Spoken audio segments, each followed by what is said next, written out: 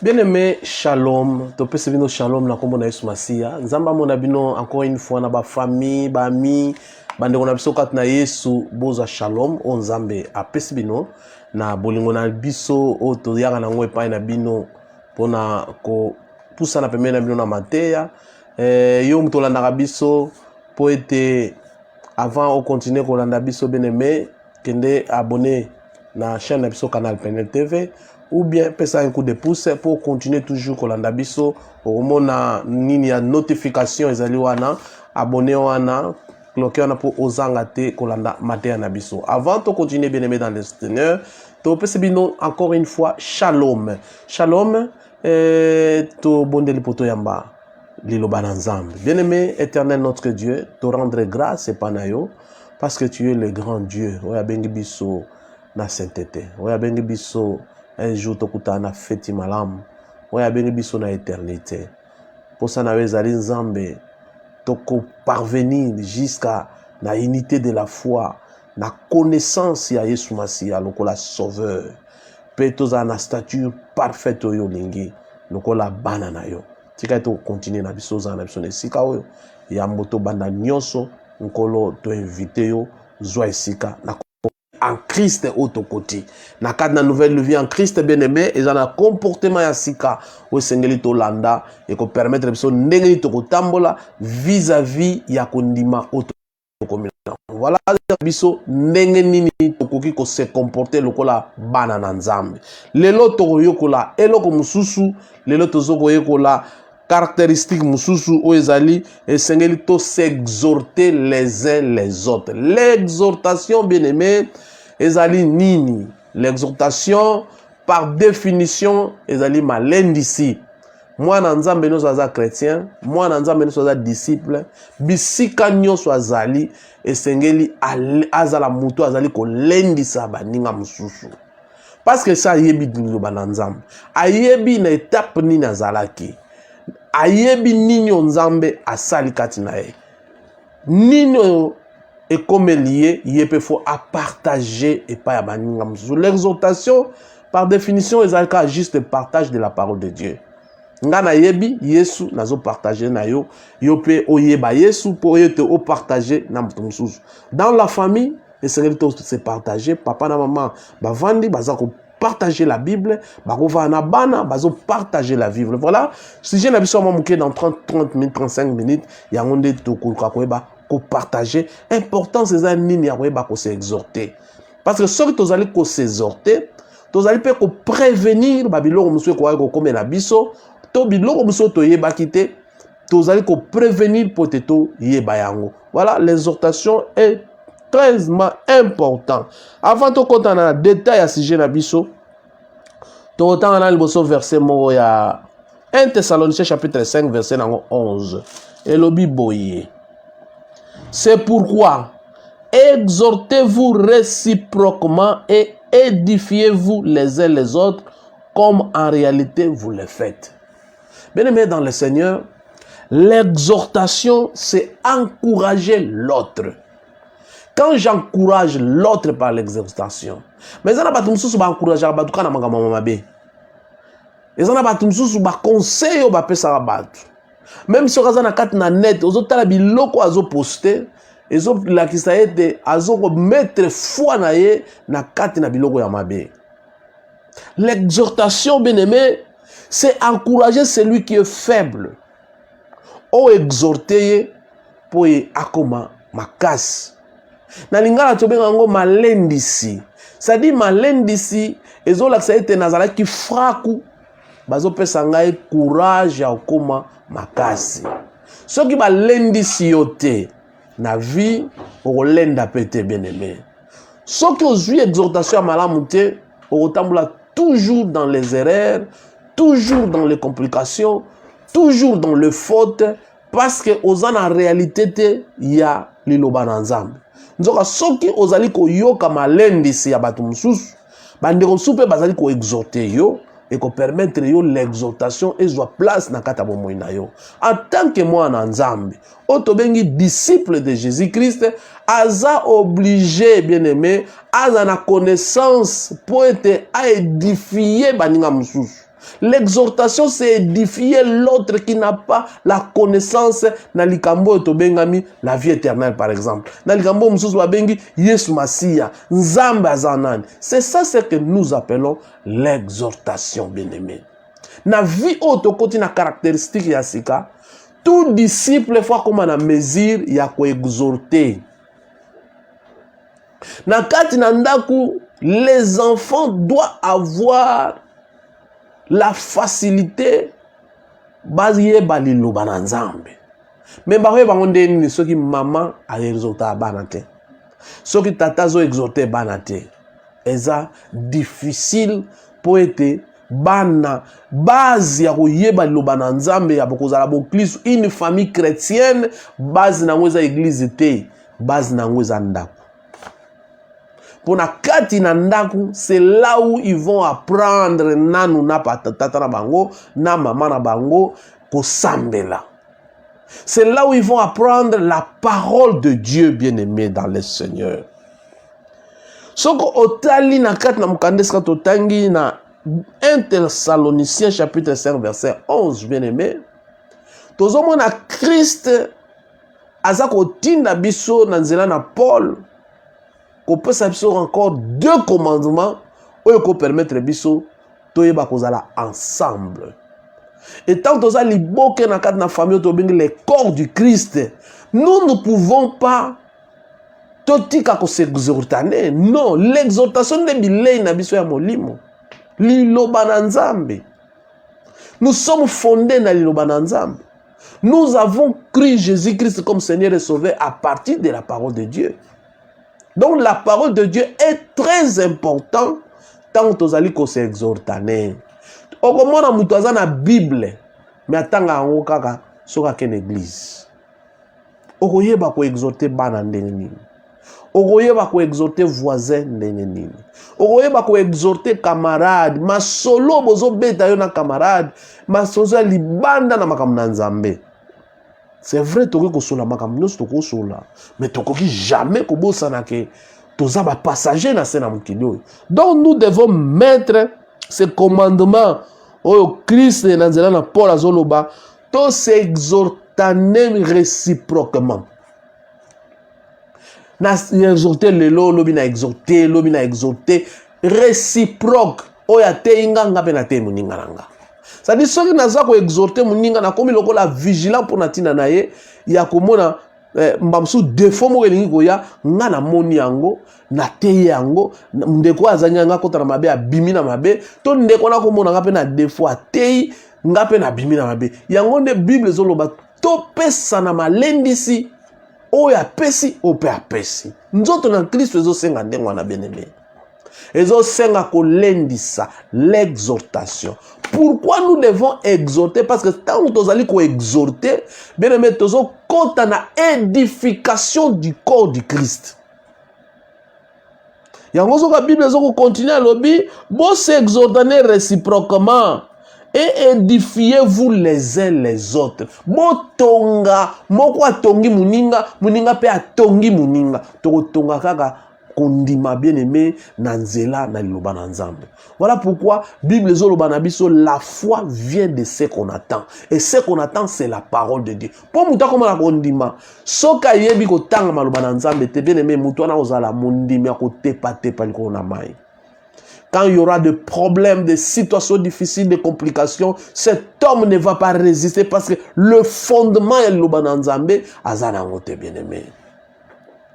Batu bakomi basé lelo espérance et comme dans la publication. Mais nzoka nde liloba na nzambe yango sengoli eza la base na biso wana tozali komi tonga kat na biso bien-aimé. Mais objectif principal ozo recommander biso na Hébreux chapitre 10 na verset nango 24 bien-aimé. Ezo recommander biso sengoli to veiller les uns les autres. Ce que nous se veiller les uns les autres, c'est alors, bien-aimé, que s'édifier. C'est alors que le corps du Christ est comme le corps de Christ. Qu'est-ce que vous avez fait pour que vous soyez? Il faut que vous soyez à niveau 24. Veillez les uns les autres pour nous exciter à l'amour et aux bonnes œuvres. Ce que tu veux, biso na biso, objectif principal yangwana, tu veux biso na biso pour toi exciter l'amour kat na biso bien-aimé. Oui, tant que exhortation est solo, exhortation est conseil, exhortation est encourager, exhortation est peut réprimander. Na ko conseil une exhortation, na ko peut réprimander une exhortation. C'est-à-dire faute ezali na corriger faute. Pour ne quoi bima. Ce qui na sali yango, c'est alors ne nazo sala amour au Christ et à bengelingai. Donc l'exhortation bien aimé ezali tellement important. Tant que tozali ko exhorter, nous encourageons les autres. Nous devons dire que les choses positives. Quand on a exhorté, on a condamné bien aimé dans le Seigneur. Non. Nazo exhorté ndeko tika masumu, ndeko landa Yesu, ndeko kangama na nzambe, ndeko linga nzambe. Exhorter positivement pour permettre muninga azala encourager ya kolanda nzela opeyo poponi. Mais ce qui la parole les a tellement négatif. Ba système ozoloba, les a toujours négatif. Bien aimé dans le Seigneur et qu'on permette te mutayo ke lengi ya kolanda nzela oyo yo poni. Parce que dans quatre exhortations, il faut toujours toyeba nengenini tokoki ko encourager pour te l'encouragement. Le roi dans verset 25 ezoloba, n'abandonnez pas notre assemblée comme cela la coutume de quelques-uns, mais exhortons-nous réciproquement, et cela d'autant plus que vous voyez s'approcher les jours. Bien aimé dans le Seigneur. Parce que ceux qui n'ont pas dit qu'on encourager, les gens vont abandonner. Notre objectif n'est pas de corps du Christ. Objectif n'est pas de vendre sabbat, vendre la lokola mukana na Ephésiens chapitre 4 et zo memabiso tina 13 lobby jusqu'à ce que vous parvenez à un état mature, na connaissance, il y a vérité, puis la connaissance de la foi. Ce que Moutouba exhorter ma l'âme, c'est alors il va maintenant devenir na état fait, état d'homme fait. Christ a la posté tous en bébé dans la foi. Mais pour ça dans Zambé, l'église de Dieu, il faut baser la bateau homme de pied. C'est-à-dire les gens qui ont la connaissance de Jésus-Christ, qui ont la connaissance de la foi, qui ont la connaissance de Dieu le Père et qui ont la connaissance pourquoi on les a appelés dans le Seigneur. Et ce n'est pas comme bateau tozali état fait des hommes faits bazolanda lobana nzambe pe baza comprendre. Exact bato alléluia amen te bien-aimé. Tant où eza sous tante l'église alléluia amen atabuzoba amen. Non bien-aimé dans le Seigneur, il faut être un homme fait, un homme mature, un homme à la connaissance bien-aimé. Oye azo mema ozongo ndeni soki ozoko kota na ba exhortation. Ceux qui ont préparé les bottes à non exhortation. Tu peux être un prédicateur dans ta famille, bien-aimé dans le Seigneur. N'espérez pas seulement aux la prédicateur dans l'église. Commencez par ta famille. Maman, commencez par tes enfants. Papa, commencez avec ta famille. Exhortez Luka Mukona semaine. Bon, tu as solo la Bible. Et l'obinini, Bible et l'obinini. C'est alors l'exhortation, bien-aimé. Et ont même abisso. Tozala na bolingo ya oyeba liloba na nzambe. Biti exhortation ya ngwana. Na connaissance ya liloba na nzambe. Pour ça, tokomi na connaissance ya liloba na nzambe. C'est alors bien aimé dans le Seigneur. Tokoyeba malamu, celui qui nous a appelés, alingi nini. Pour mutu alingi oya bengi biso. Ephésiens chapitre 4 verset 13 elobi. Elobi boy. Jusqu'à ce que nous soyons tous parvenus à l'unité de la foi. Quand on dit jusqu'à ce que ça dit tozo kokende pointe to koma na unité de la foi, bien aimé dans le Seigneur. L'unité de la foi c'est quoi? Parce que l'église c'est le corps. Il faut misonyo tous en la même pensée. Loboko akosunga mutu. mutu akosunga lokolo, monoko ekosunga libumu, zolo ekosunga poto ekosola kitoko, miso ekomona eloko. Voilà, jusqu'à ce que nous parvenons tous à l'unité de la foi et de la connaissance du Fils de Dieu. Bien-aimé, quand tu as l'exhortation dans ta vie, vous avez une exhortation. Soit au exhorter, soit ba exhorter yo. Vous allez prêt pour l'exhortation. Pour comme un niveau parfait au Christ alingi, niveau parfait on est anini. À l'état d'homme fait. L'homme fait, c'est celui qui connaît, qui a la connaissance de la foi et la connaissance du Fils de l'homme. C'est Jésus. L'homme fait, c'est celui qui comprend les péchés. C'est celui qui comprend l'état où il y a Zalaki, et l'état où il a commis. C'est ça, c'est l'homme de paix. L'homme fait, bien-aimé dans le Seigneur, c'est celui qui a dit plus jamais au péché.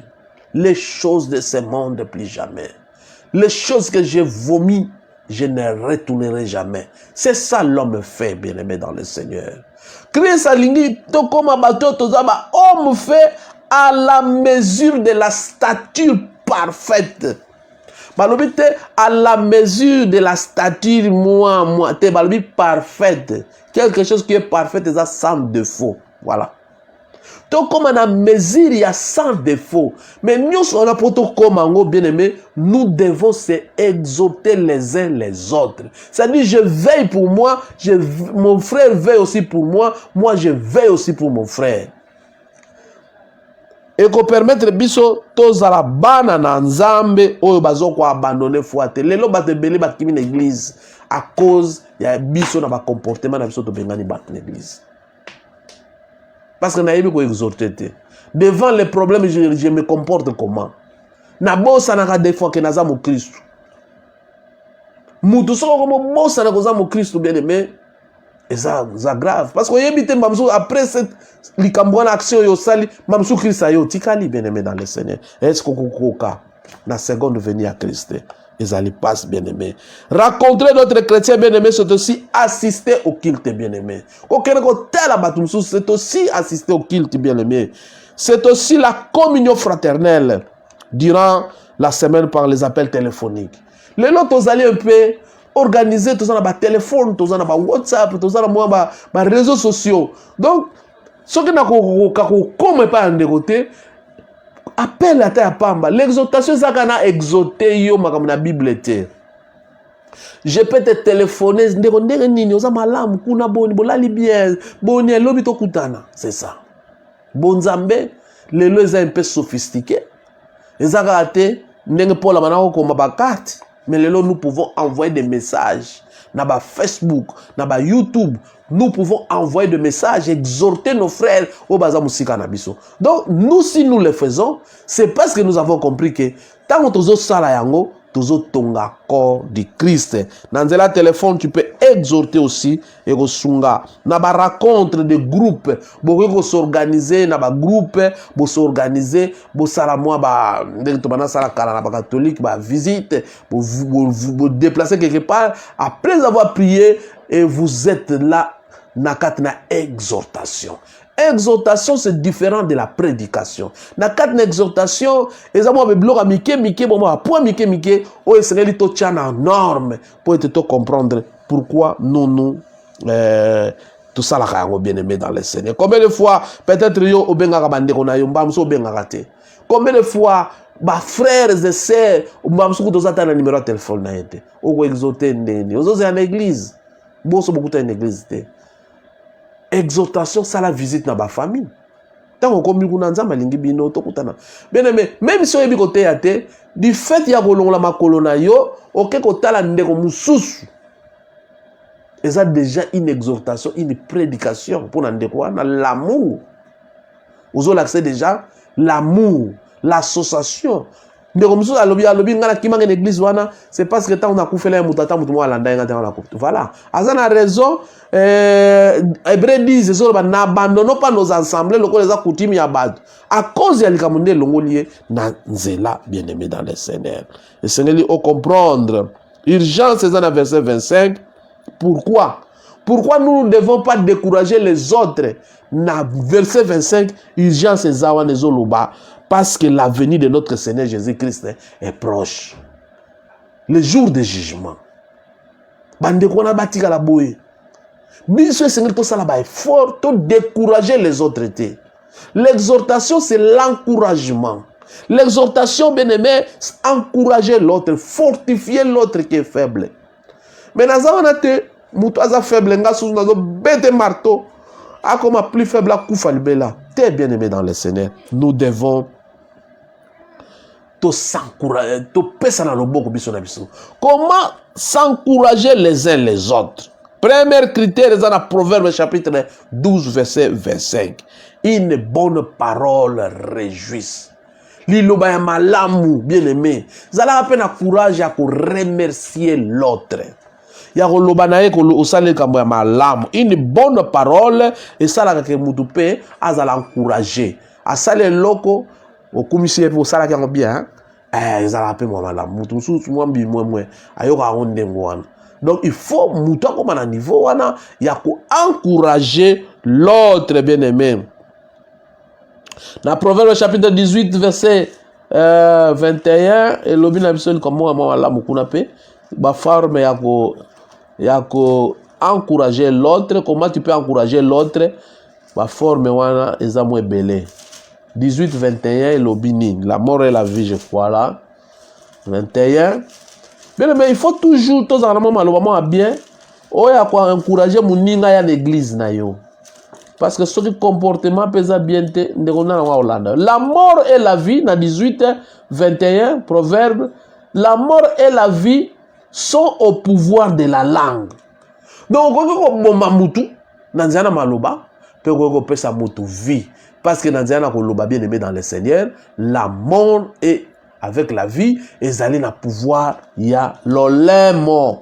Quiconque aime en mangera le fruit. Olingi koloba mingi, mabe, olia fruit ya bato. Oloba kape bien, olia fruit ya kitoko. Donc, c'est toi encourager, bien aimé. Encourager koloba ba parole oyo ya malamu capable de relever notre esprit et de tuer, bien aimé. Soko baba loba ya kobomeza mingi. Na kobengana na église na ngai. Maloba on eza malamu ba kitoko te. Koya sous l'église na ngai te. Na ko livrer pas Satan. Ça maloba kitoko te, bien aimé. Ti Yesu Masi ya tikalaki kozala n'a jamais livré quelqu'un à Satan. Maloba ya bien nzamba limbisa yo. Va la peine muta zana problème na nzambe ke na mutu. Yo ko livrer mutu na Satan nzamba kote le mutu wana. Yo siko ozala wapi. Proverbe chapitre 16 verset 24 le bini kuna. Les paroles agréables sont un rayon de miel, douce pour l'âme et salutaire pour le corps. Donc, il faut tout le la bandinga maloba malam. Ezal ko la miel ezal ko ya goût. Liloba ya malamu nanzela na nzambe, liloba na malamu na kat na corps du Christ ezali kitoko ko permettre bandinga babungate. Donc, ezali kitoko paroles agréables sont comme le miel et c'est un remède pour le corps. Donc, liloba malamu bien aimé et pesaka qui si pour obik sanzoto. Les paroles encourageantes et c'est belé bien aimé otoko lobawa. Ce qui tolobie était bien aimé dans Ephésiens chapitre 4 verset 29 nos paroles devraient être des paroles qui servent à l'édification, bien aimé. Maloba na biso ezala maloba ya kotonga, maloba ya kobebisa te, maloba ya koboma te, maloba ya kosa soki ndeni te, mais maloba oyo ezali kotonga nzoto ya Nzambe. To pesa exemple, oyo na kobengana na église na ngai, wana eza maloba ya kotonga te. Maloba oyo etongaka. Tango ozotonga ezali malamu. Donc, l'Éphésiens lobi des paroles qui servent à l'édification et à la communion, bien aimé, une grâce à ceux qui les attendent. Bato bazoyo ka ba mona grâce parce que ça maloba ya communion où ils ont permettre ba na Nzambe ba koma na niveau ya koyeba nini oyo ekoki kopermettre bana nzambe bakoma. Il faut mesurer tes paroles, bien aimé dans le Seigneur. Na nzela oyo na ba caractéristiques ya sikata ke bana nzambe, les paroles que ça sort dans ta bouche, mesuraka yango. Bato bele bazo ba conséquences na vie. Kaka po abimisa liloba moko boya contrôler te. Bato bele ba bebisa misala parce que liloba moko kaka bima na monoko na ye a contrôler te. Bato bele pe ba bebisa mabota ba vie mabala parce que malobe bimi na monoko na mutu a contrôler yango te et bebisi makambo marnyos. Donc likambo esengele bime pa na likambo liboso. Il faut l'obezo bima et tonga, édifier. La parole doit être la parole édifiante. Ozo tonga, ozo panzate. L'obaso ozo panza. Ozo la contrôle te, yako loba, ozo ko panza et ozo la bienté.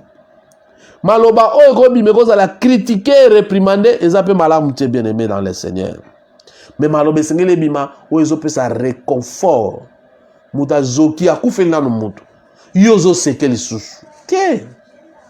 Par exemple, dans autres bandeko na YouTube, Tibisho Wakufi, il y a des gens qui font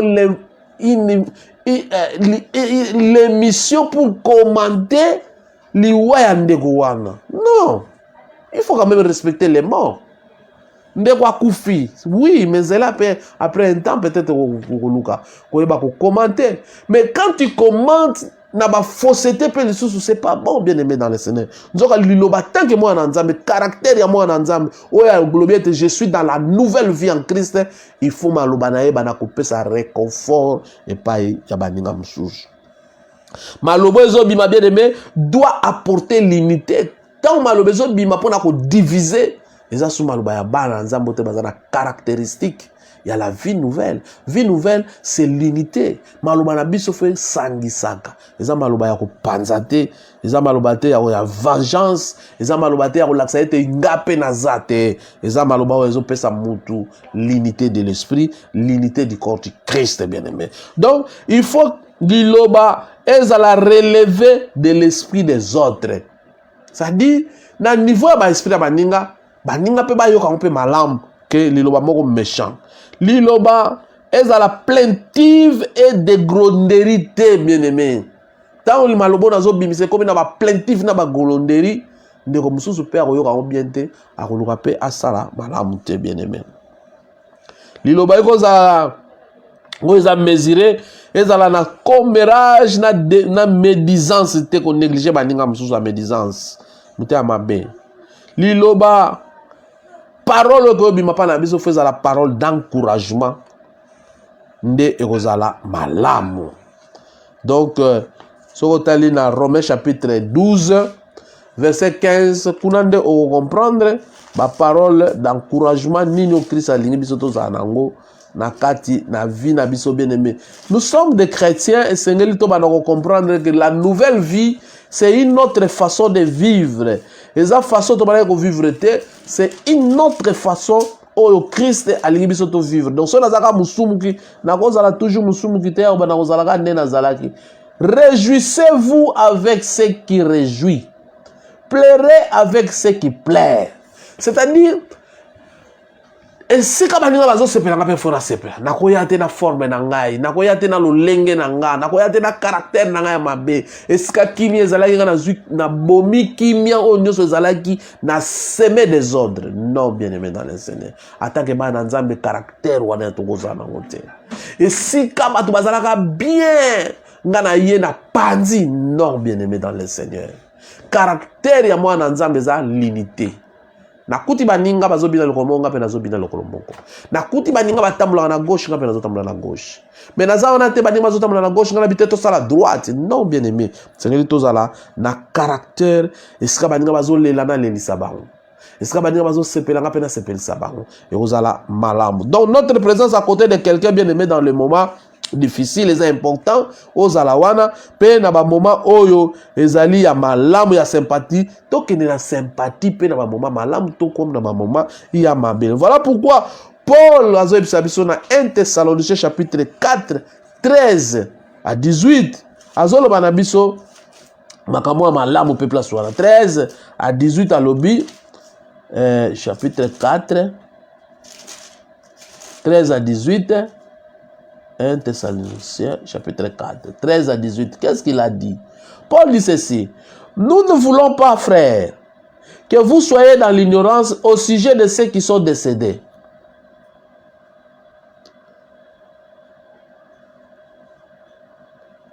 Bon, à l'ignorance, c'était sur l'enlèvement. Pourquoi nous devons s'exhorter? Parce qu'il y aura un jour, l'enlèvement viendra, bien aimé dans le Seigneur. Si on continue, il y a 18. Nous devons exhorter, bien aimé dans le Seigneur. Nous allons lire pour comprendre. Nous ne voulons pas, frères, que vous soyez dans l'ignorance au sujet de ceux qui sont décédés, afin que vous ne vous affligez pas comme les autres qui n'ont point d'espérance. 14.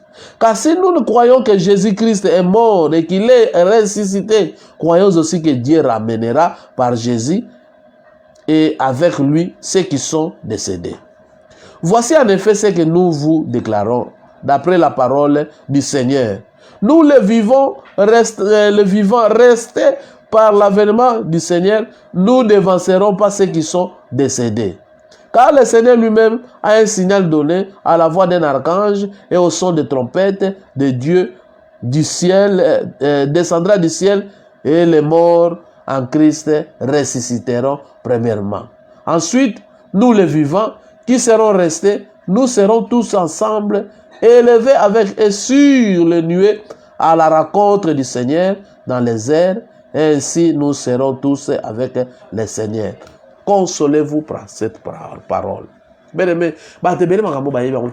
devons exhorter pour la consoler. Et quand ils sont venus à l'église, quand ils ne connaissent pas ces choses, c'est grave. Donc c'est